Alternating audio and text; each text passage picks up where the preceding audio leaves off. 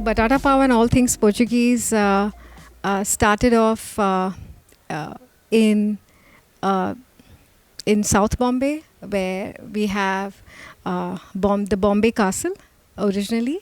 That's what the British called it. Right now, it is the headquarters of the West Wing Command of the Indian Navy.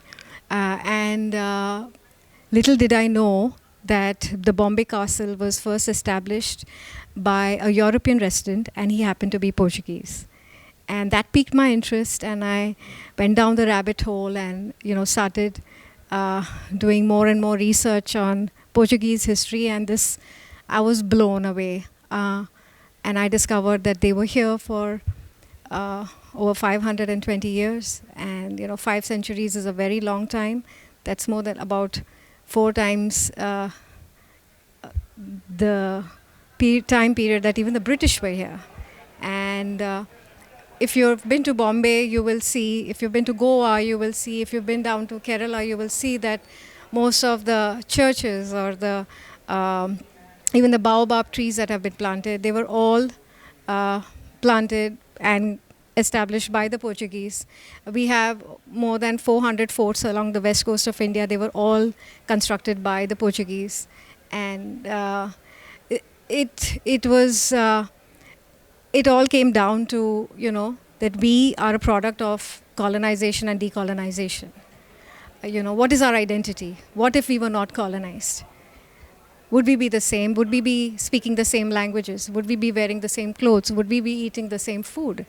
So generations have come and gone, but these monuments that are around us have stood the test of time, and they've witnessed history that we've never known. And so this book, Batata Pav and All Things Portuguese, a bird's eye view of Estado de India, or Portuguese India, is a call for action to protect and preserve our heritage, our monuments, because if we don't do that, then our future generations will not know this vital part of our history. Because when I say that it's important, is because that it is because what happened, it is how we are.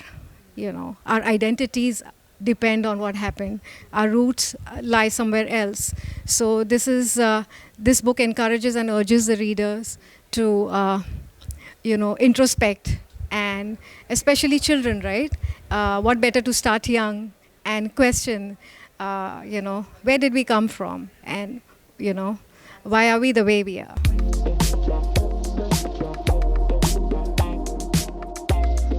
Ask any Mumbaikar how much they love vada pav, and they'll tell you that it's vada pav is in our heart. And batata, but vada pav would not have existed if not for the Portuguese, because potatoes was something that the Portuguese brought to India, and pav or bread was something that the Portuguese brought to India.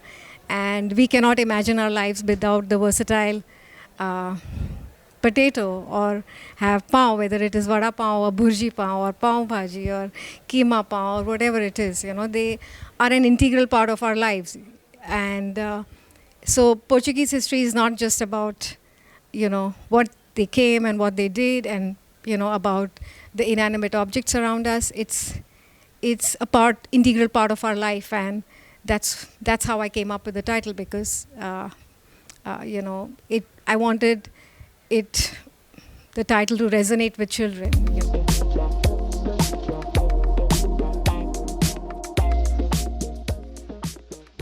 Children don't judge you, and you can be yourselves with them, without having to pretend who you are. And that's what I love about interacting with children, engaging with them, writing for them. And if you ever think about the world around you from a child's point of view, you will understand how much more beautiful it is. And that's why I love writing for children.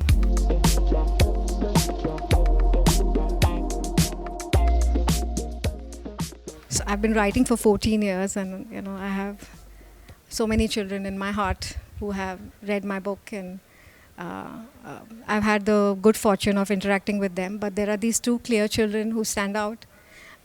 There's this boy in Kanpur who I met at a literature festival, and I was talking about my book, The Strange Case of Nayantara, which is a book about touch without consent, which is so deeply rooted in our culture. And after my session was over, he came and told me, "Ma'am, आपने ये किताब पहले क्यों नहीं लिखी?"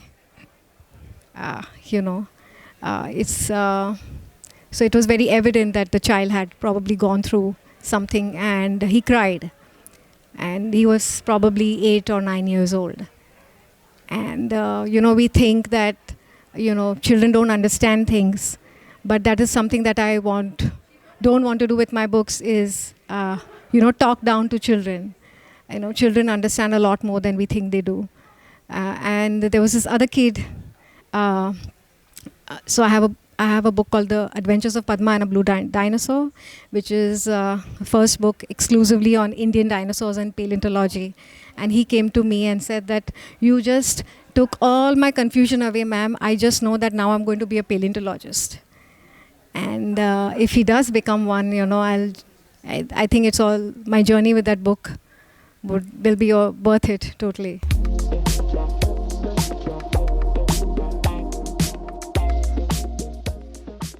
No, we don't need to give them messages. We don't need to be didactic.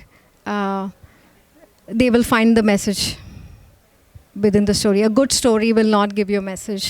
A good story will urge you to find your own message, because what a story means to one child or one reader will mean something else to another reader. So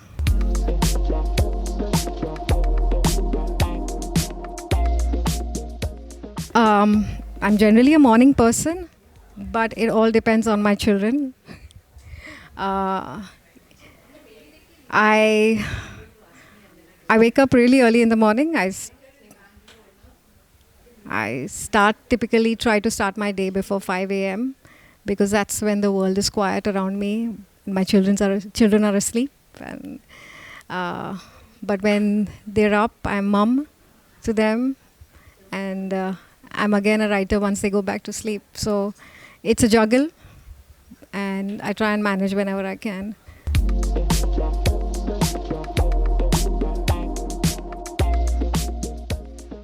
Like I said earlier, they know a lot more than we think they do.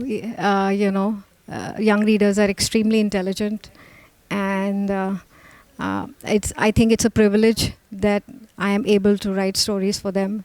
It's tough. Thank you so much. Thank you.